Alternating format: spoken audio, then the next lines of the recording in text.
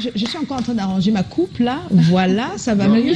Naturellement, aujourd'hui... non, mais franchement, Joe, je trouve que tu devrais... Oh là là, faites-moi un plan, là. Oh là là. Franchement. Je pensais que j'avais pas une tête à chapeau. Ah non, mais est-ce que c'est en train de changer la mais donne, regarde-toi. Regarde-toi. C'est magnifique. Wow, Ah, c'est trop beau. Génial, hein? Ah, vous voyez, hein? Vous voyez comment on est tous transformés ce soir. Et c'est grâce à notre invitée Esther Sibonne qui a bonsoir. Là, c'était pas pour toi. Moi aussi, j'ai enlevé d'abord le mien. Tu te calmes. Là, tu te calmes. Alors, bonsoir, Esther. Bonsoir tout le monde dans la salle. C'est comment? Hein? C'est comment? Il faut répondre, hein. Ah, on est là.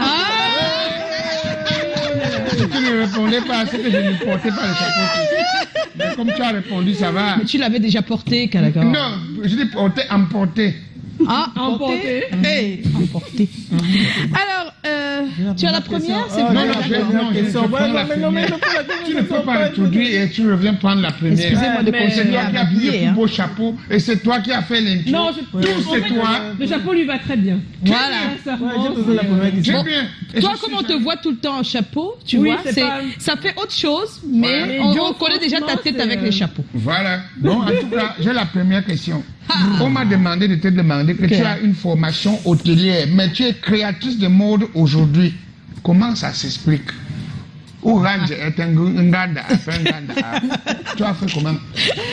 Parce que dis pour que les gens écoutent, pour que les téléspectateurs comprennent la quintessence vraiment de cette mutation. Donc, je voulais... D'accord. Merci à vous, c'est très fun. C'est un réel plaisir pour moi d'être sur le plateau de C'est comment. Oui, nous aussi, on est très heureux. Merci à Joyce de m'avoir invité ce soir. Et je fais un coucou à tous les téléspectateurs qui nous remarquent. Si nous on dit non, et à vous aussi. À vous. Ta caméra est juste là. D'accord. Voilà, alors je vous remercie tous de m'avoir invité ce soir. Voilà. Vous avez posé la question, c'était quoi? L'hôtellerie, comment quitter de l'hôtellerie à la mode? Comment ça s'explique? Comment ça s'explique? Ça s'explique, voilà, pour l'histoire, la petite histoire déjà. Je suis issue d'une famille, et depuis le sein du ventre de ma mère, elle était déjà autodidacte en couture. Donc, d'accord. Voilà, elle faisait. Donc tu as déjà... grandi dans la couture. Oui, j'ai grandi. Il y avait la machine à coudre. Oui, la machine à coudre. Et à 5 ans, je perds mon papa, qui est son époux. Et donc, elle se lance avec 8 enfants directement dans le Bayam Salam. Vous connaissez, voilà. Enfants. Pour pouvoir, 8 enfants. Et vraiment, je lui tire un coup de chapeau parce que je sincèrement, nous aussi, on va lui tirer un coup de chapeau. Et tu es la quantième? La 6e. T'en veux, hein? Donc, il veut savoir quantième. 3e. Solange est 3e. Ça va, tu as ta réponse. Donc, ma maman se lance dans la mode. C'est une modeuse. Jusqu'à présent, je la trouve toujours élégante, malgré ses 72 ans passés. Oui. Donc, je la trouve toujours élégante. Et donc, je prends cela de ma mère. Oui. Voilà. Donc déjà dans notre famille, nous aimons la mode, nous sommes passionnés. Et donc c'est vrai que moi c'était pas ma vision. J'avais un grand frère qui me regarde certainement à cet instant, donc qui faisait dans l'art plastique, et donc je voulais le copier. Et donc pour les raisons pour lesquelles on m'a demandé de choisir, j'ai plutôt choisi la IH. Oui. Et donc voilà, comme vous connaissez nos familles camerounaises, Institut d'habillement, qui voulaient faire dans l'art plastique. Voilà, c'était plutôt les dessins qui m'intéressaient, parce que je voyais mon grand frère tout le temps dessiner sur ses plateaux. Oui. Et donc, on décide que je fasse la IH. Après ça, ça ne colle pas parce qu'on ne peut pas forcer. Et je conseille à tous les parents de vraiment laisser le choix aux enfants. Voilà, merci. Donc c'est ça. Et donc je me lance donc dans la après ça, le parcours il est très long. Il est très long. Voilà. Oui. Et donc je tombe enceinte. Voilà, à partir d'un certain âge, je laisse tomber mes études en classe de 3e. Seigneur. Et donc, je reprends l'année qui suivait, juste après mon accouchement, et je décide de me lancer dans la formation en hôtellerie. En hôtellerie, voilà. Donc, je fais une formation 1 an, 2 ans. En même temps, je fais des petits stages parce que, connaissant d'où je viens, je suis obligée de joindre les deux bouts, de me battre. Parce que Voilà. battre, c'est comme une bonne jongleuse. Comme une bonne jongleuse, ok. Voilà la gname. Donc, Et après il y avait toujours ce virus de la mode dans notre famille. Donc, Mais pourquoi voilà. l'hôtellerie? L'hôtellerie parce que Les gens ont faim. Non. Pourquoi elle choisit l'hôtellerie alors que bon, c'est vrai que c'était l'art plastique. Après, Oui. on t'a amené en IH. Mais Oui. IH, c'était déjà proche de ça. bon, la IH c'était pas mon truc, ça n'a jamais été. Donc, Attends, ah bon? oui, ça n'a jamais été la IH. Je parle de l'art plastique. L'art plastique. la sténodactylo. La sténodactylo, Voilà. ah, voilà. La IH c'était mon truc, mais après cela, je me lance comme ça. Je sais pas comment je peux expliquer comment je me lance dans l'hôtellerie. Voilà, j'ai un ami à l'époque qui me propose de commencer à payer une formation et d'accord. voilà, C'est un donc conseil qui te demande de faire conseil qui me- l'hôtellerie, voilà. Voilà, donc je me lance dans l'hôtellerie, je fais la formation et puis je me sens hyper bien dans ça. Mais après, les données ont changé. Et le virus, comme je dis, de la mode, qui est déjà dans ma famille, voilà, parce que je me dis certainement, parce qu'aujourd'hui, cette femme, ma maman, est fière de moi. Et c'est le rêve pour tous les parents d'être fiers de leurs enfants. Donc, je me relance dans la mode. Voilà. C'est-à-dire, pendant que je commence à travailler dans des hôtels, c'est vrai que j'ai une petite anecdote, mais je préfère la garder. Oh nous, ici, c'est des plateaux des anecdotes. Nous, on veut les anecdotes. On veut les anecdotes.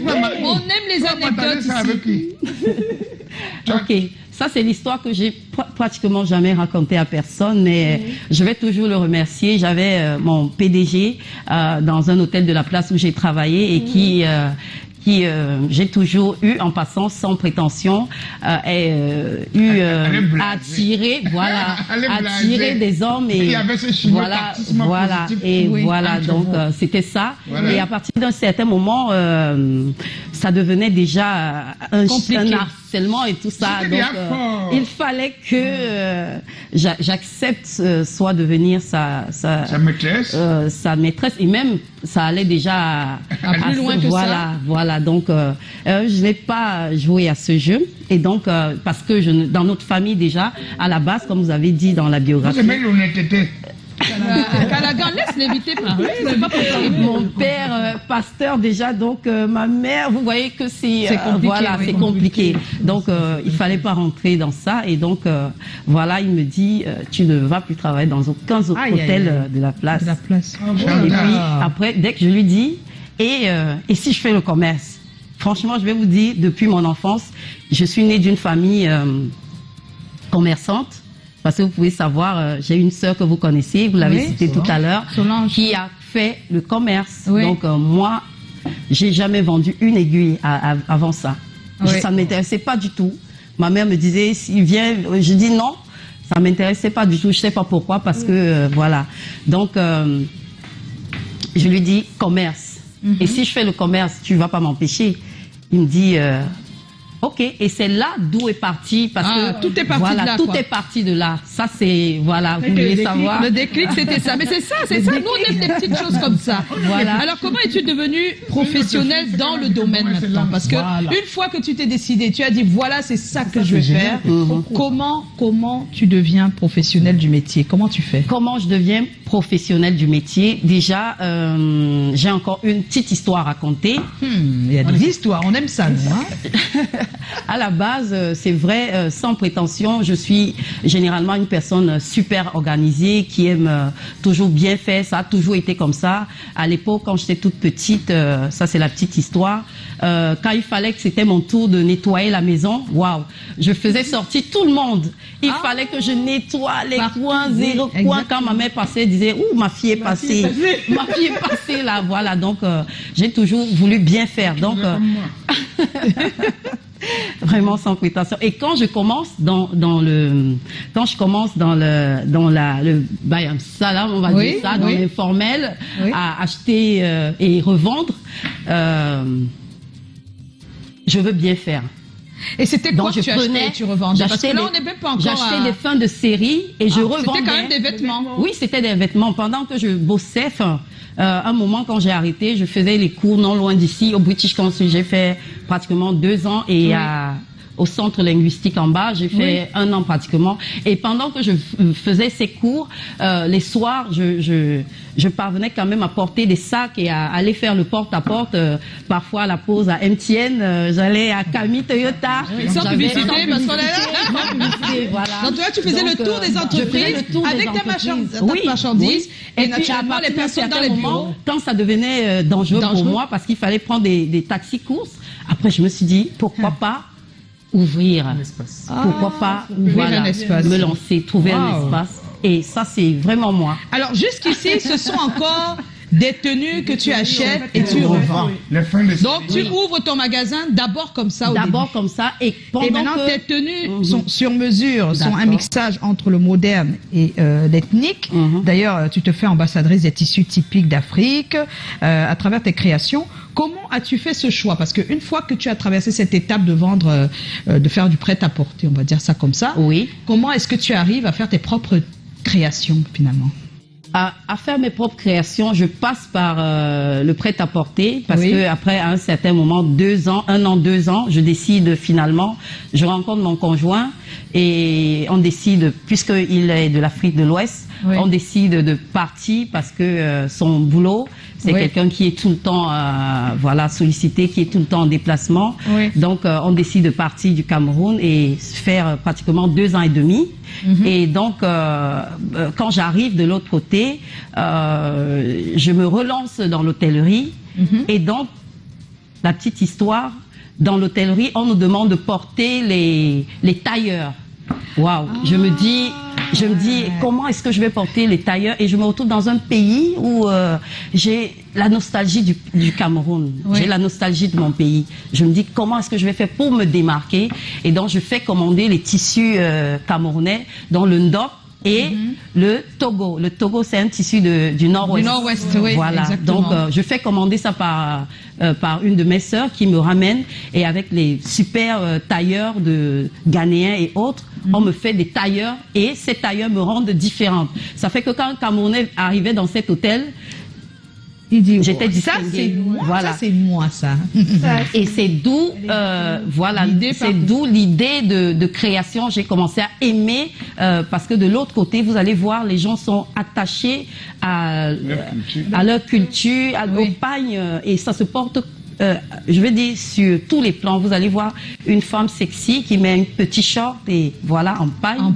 Tout ça, voilà. Vous allez voir du côté de la montagne. Et c'est de là que tout est parti, alors. Voilà, c'est de là où tout est parti. D'accord, c'est de là que tout est parti. Donc là, on a à peu près eu le trajet, en fait, professionnel, on va dire ça comme ça. Mais à quel moment tu te dis, il faudrait que je crée ma marque? À quel moment tu te dis, il faudrait que j'ai une ligne de vêtements qui aura pour nom Esquisse?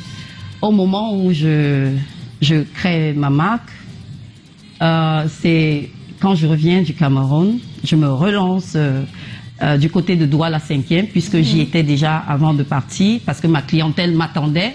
Donc, je me relance et je prends une boutique et je commence dans le prêt-à-porter. Mais après un moment, je sens une insatisfaction.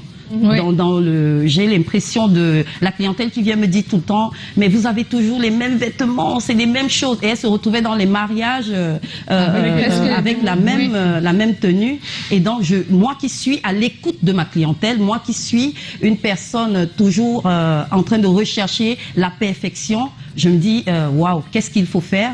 Et donc, je me retrouvais à aller chez les couturiers qui certainement doivent me reconnaître. Là, voilà. Oui. Donc, je vais chez les couturiers et j'essaye d'apporter des petits ajustements pour la clientèle. Et c'est de là où est parti le goût. C'est-à-dire, tu customises des tenues qui sont, voilà, pour que ce soit unique. Customise les retouches. Les retouches. Voilà, c'était ça. Waouh. Donc, ça veut dire que ce qu'il faudrait pouvoir préciser, c'est que Joyce peut avoir par exemple ce chemisier-là. Je peux avoir ça et j'ai Elle envie. décide en fait de... Est-ce qu'il peut apporter une touche particulière? Aujourd'hui, c'est notre spécialité. C'est en fait ça. Oui, nous redonnons vie aux vêtements à Esquisse. Parce que le vêtement est d'abord mort. Oui. Fanny, tu as la 6 aussi. Oui, alors, est-ce que ça se passe bien? Qu'est-ce qu'il y a de plus difficile en fait dans ce métier-là, actuellement? Au Cameroun, surtout. Ouais, merci. Cette question. Wow. Bon, ce qu'il y a de plus difficile, je dirais déjà, vous connaissez le contexte camerounais.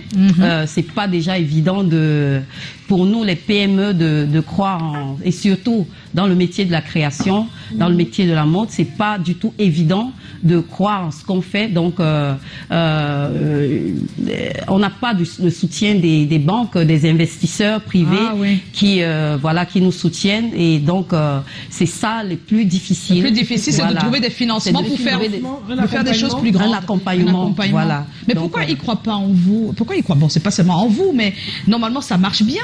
Bon, nous avons aussi les médias, nous avons aussi vous. Oui.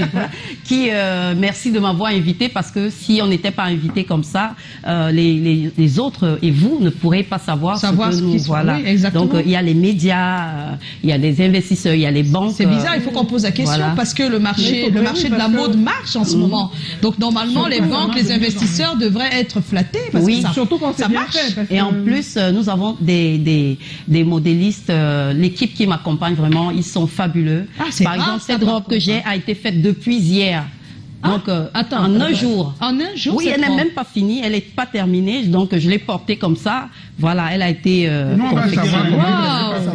Non, elle n'a pas été finie parce que vous pouvez voir le bas de la robe. Ah oui, le lourlet. Voilà, il y a l'ourlet. Voilà, ne soulève pas tout. Moi aussi, je connais l'ourlet. On a un jupon en bas. Donc, vous voyez même au niveau des finitions, ce n'est pas terminé. Oui, mais elle a été faite spécialement pour... Moi, j'ai pas posé ma question. Oui, vas-y. Ma question, Esther Simons, elle est la suivante. Pourquoi êtes-vous aussi belle? C'est la question. Joe, attention, je vais t'enlever l'interview. Joe est tombé sous le charme, ça fait pas partir des questions. Merci. C'est pour son chapeau, parce que même les gens m'écrivent que le chapeau chapeau va tellement à ce Joe-là. Vous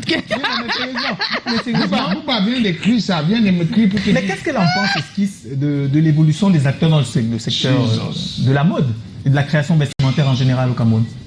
Je n'ai pas bien cerné la question. Il y a l'évolution, une émulation dans le milieu de la mode. Beaucoup d'entrepreneurs qui se lancent, beaucoup de plus en plus nombreux, les créateurs de mode.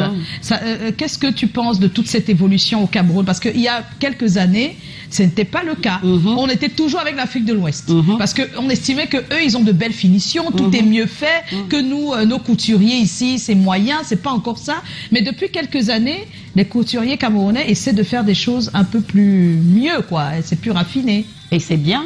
Oui. C'est une bonne chose. Donc voilà, une comme moi par exemple, qui a une maman qui a passé le temps à valoriser le made in occidental. Oui. Voilà, la friperie, parce que alors que nous avons des talents ici, des gens qui peuvent travailler. Il y a le pagne, il y a beaucoup de choses quand vous allez dans les marchés et autres. Vous voyez, il y a tellement du potentiel. Donc c'est une bonne chose pour nous. C'est une très bonne chose, oui. C'est une très bonne chose. Alors, mais aujourd'hui, qu'est-ce que tu espères? Qu'est-ce que tu espères? Qu'est-ce que tu aimerais? Quels sont tes, comment on peut dire, tes rêves dans ton métier? Qu'est-ce que tu souhaiterais? Voilà la caméra, on ne sait jamais qui est. Voilà, les investisseurs sont. Le rêve de Esquisse, c'est voilà, déjà comme vous avez le Njunju du rond-point d'Eido. Oui. Vous avez le monument de Yaoundé, comment ça s'appelle? De l'unité? La réunification. Vous avez la Tour Eiffel, vous avez les pyramides, vous avez tout ça, et qui marque. Donc, le rêve d'Esquisse, c'est vraiment de valoriser le Made in Cameroun et aussi on ne va pas oublier l'Occident de toute façon, parce que vous voyez qu'au niveau des finitions, tout ce que nous mettons, les boutons, les fils, même le textile, la majorité, même le wax vient de l'Occident. Donc le but d'Esquisse, c'est de vraiment valoriser le Made in Cameroun. Voilà. Donc, et d'amener Esquisse plus loin et de marquer son temps, parce que nous sommes vraiment accrochés chez nous dans les détails. Nous travaillons vraiment au détail près. Pour ceux qui sont venus, ont toujours été satisfaits. Non, ça se voit même. On se souvient des choses. La seule chose que tu n'as pas ressemblé. Alors, on a quelques modèles qui vont passer du Made in Cameroon. Voilà, Esquisse. Elles sont bien les tenues et bien les mannequins aussi. Là, vous avez une robe droite. Portée avec un long gilet, et vous avez une coiffe égyptienne. Ça s'appelle la coiffe. Hein. La coiffe égyptienne, qui a été posée avec les pois à Caen. Les pois à Caen viennent du Ghana et de la Côte d'Ivoire, des pays de l'Afrique de l'Ouest. Donc pour toujours valoriser l'Afrique. Ici, vous avez toujours dans les gilets, parce que Esquisse, nous aimons bien ça. Donc voilà, et avec le pagne kenté, toujours de l'Afrique de l'Ouest. Et ici, vous avez une longue veste en tissu de chez nous, le Made in Cameroun, le ndop, voilà, associé avec des pois à Caen et des koris. Voilà, mis avec une très belle robe. Celui qui ne supporte pas le pagne, il peut porter cette robe toujours. C'est du 100% Esquisse. Alors, je tiens à préciser que quand on entre dans le showroom, dans la boutique, on voit toutes ces tenues déjà prêtes. Donc, c'est comme un prêt-à-porter africain. Ah on peut dire ça comme ça? Je sais pas. Est-ce qu'on se comprend? C'est-à-dire qu'on peut trouver ça déjà prêt. On peut trouver déjà prêt avec des tailles différentes. Vous avez des tailles même avec les chapeaux. Oui, même avec les chapeaux, vous trouvez les différentes tailles. Par exemple, là, si ça vous tient, c'est comme là, c'est tout petit, mais j'ai quand même mis juste pour le fun, mais faudra bien. Vous avez dans les chapeaux, ça par exemple, on a osé faire une visière comme ça, en ndop, ndop jaune. Donc voilà, avec les couleurs. Super. Alors, on va regarder s'il y a une question pour, je pense qu'il y en a une, pour Esquisse sur notre page, puisque quelques personnes ont envoyé des questions. Alors, Esther, il faudra répondre. Je pense qu'il y a du monde. Alors, il y a beaucoup de félicitations. Merci. Jamini Wilfried Nupioga, félicitations. Voilà. Puissance divine, waouh, super et félicitations. Audrey Lorraine Monté, mes félicitations, ma chérie. Qui t'avait donné cette inspiration? Thank you. Qui t'avait donné cette inspiration? La question. Je sais, moi. L'inspiration vient de ma mère. Voilà. Et puis, qui m'inspire. Michel Francine, très belle question. Alors, elle apprécie la question. L'autre, elle veut la réponse. Tu l'as déjà donnée. Brandon Vortex, félicitations. Il y a Parker Nunes, c'est comment? On est là. Je vais d'abord commencer par apprécier le charme d'Esther. Tu es vraiment à croquer. Wow. Oh là là là là là là. J'aimerais savoir, Esther, sur quelle base t'es-tu lancée dans ce projet qui déjà peut s'estimer à d'énormes bourses, c'est-à-dire qu'il y a beaucoup d'argent. Et enfin, quelle est ta situation matrimoniale? Parce que tu es vraiment très belle. C'est Parker depuis Aqua. Parker, elle est déjà mariée, scellée. Tu n'as pas vu que Parker, moi-même un mot, je n'ai pas donné. Je te dis rien, Parker. Parker, il a des questions. Non, mais tout à l'heure, tu as déjà dit que tu as rencontré ton époux, donc on a la situation matrimoniale. Et puis il a dit... sur quelle base tu t'es lancé dans ce projet? T'as dit comment il veut parler d'argent en fait, puisque c'est énorme pour se lancer. Du tout. Avec le prêt-à-porter, vous savez, il y a beaucoup de bénéfices dedans. Donc c'était des économies de prêt-à-porter. Après, on est allé sur 2 machines, 3 machines. Aujourd'hui, nous sommes déjà une trentaine de machines. Jésus, c'est la c'est ça. Je dis, les femmes même ne pas aussi les hommes. On est en compagnie d'Esquisse. Et tout de suite,